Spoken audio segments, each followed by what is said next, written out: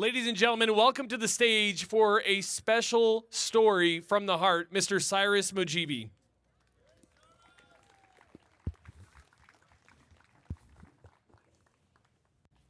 I'm not sure about the golf comment. All right, I gotta have somewhere to put my cocktail. All right. Hello. Good evening. Look, I want to thank everyone for their continued support of JJ's legacy. For those of you who don't know me, my name's Cyrus Mojibi, and I've had the honor and the pleasure of serving on JJ's Board of Trustees since 2016. All of you know Lori's story in the room. We're here tonight, like we are every year, to celebrate Jeff's life and the lives his vital organs saved. We're here to celebrate Lori's commitment to the cause, to find something positive in the horrific act of losing a child. When I agreed to sit on the Board of Trustees for JJ's legacy, I thought I was just donating my time. I never thought it would have the impact that it has had on my life. So tonight, I'd like to share my story with you. On September 17th last year, I got the phone call we all fear. It was from my mom.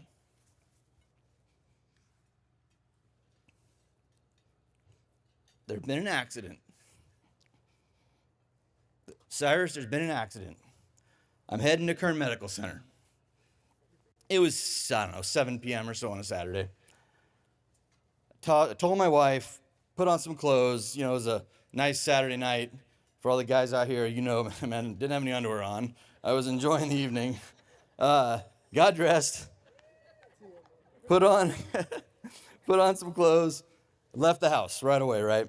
So that Saturday had been a good day for my dad.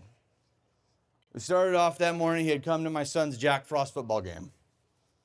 He played golf with some of his friends, and the rumor is he won money, but that's still speculative at this point.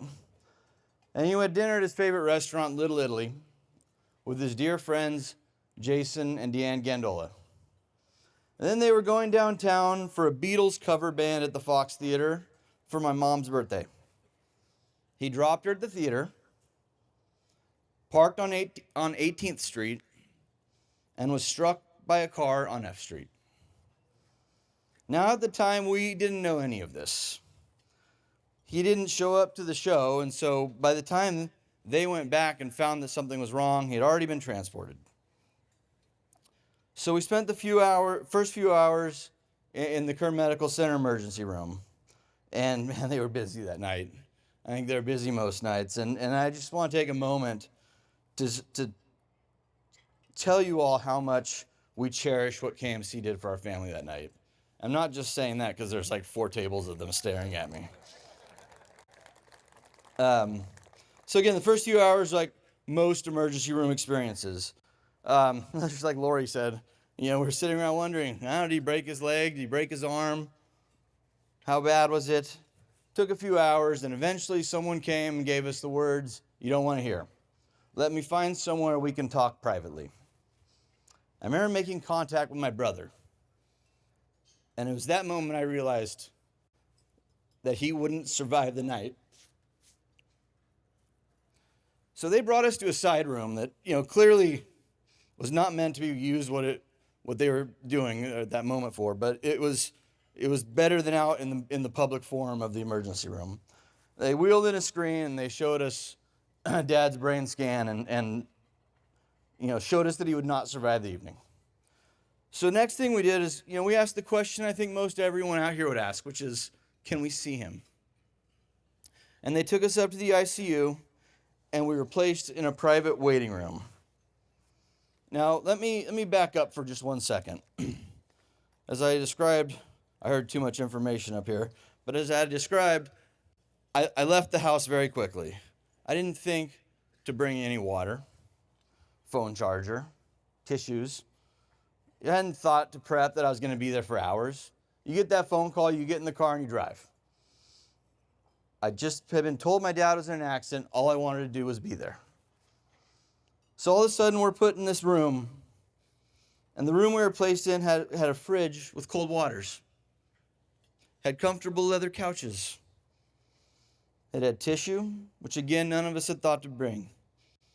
I sat in that room while my mom went and said goodbye to my dad of 50 years of marriage. I sat in that room with my older brother, spent time with him, and I came back to that room after saying my own goodbyes. Now, nearly an hour after being in the room, experiencing the most awful moment of my life, I looked up and saw that we were sitting in the JJ's comfort room. The plaque read, "This room has been donated by JJ's legacy, in loving memory of Jeffrey Johns." And it struck me at that very moment that I was sitting in the room that I helped raise money to build out, that I gave approval for in board meetings. It was an abstract idea to me that I understood was important and agreed on the fundamental idea, but never assumed I would experience in person. My mom and my brother and I went in together and we sat with my dad for his final moments. We returned to the room, FaceTimed my sister, we cried and we hugged, and we were able to do it all in privacy and all with some level of dignity.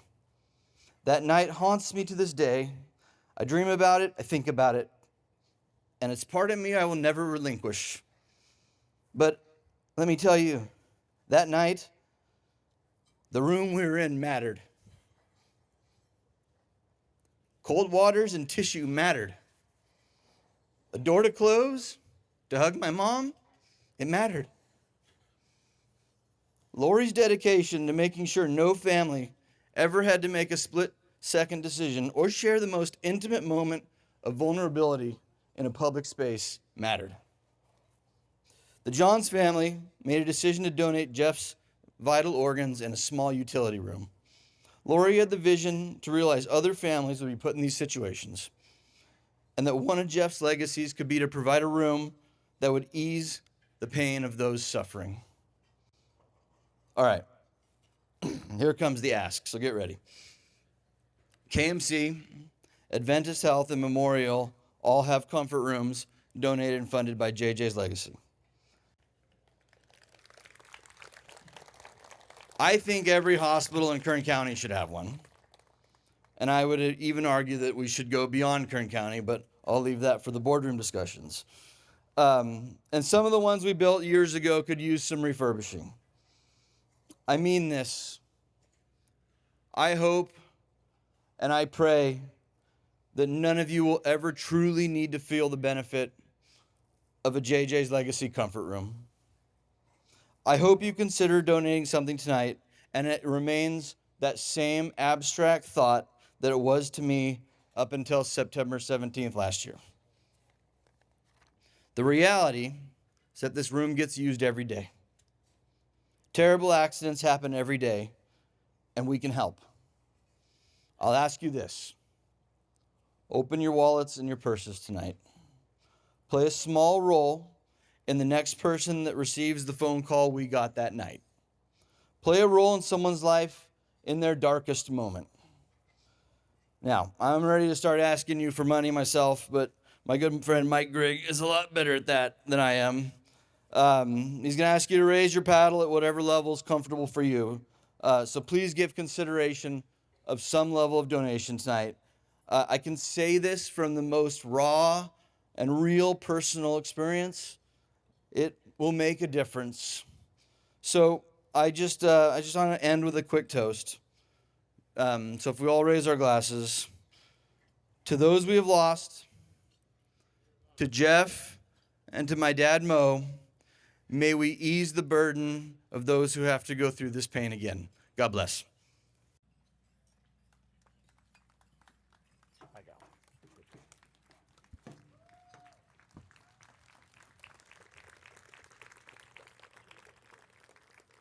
Wow, that's some deep stuff, Cyrus. I mean, it's hard to imagine being in that situation and to be able to have that room, that comfort room, to take such a private moment and be able to step out of the craziness of a hospital. I mean, that had to mean the world. It did. Yeah, it was, again, it was something small that it meant so much in that moment. And I hope it comes through with my speech tonight that it still means something, and it will mean something to my family forever. The hospital does a great job of keeping a clean ER, but when you're in the emergency room, you're out in the public, and you're out with everyone, and when you're feeling exposed in that raw moment, when you're learning of the most awful news you can imagine, it means something to have a private room you can go into and doors you can close, a bottle of water, a phone charger, things we all take for granted in our daily lives, and it meant the world to us. Absolutely.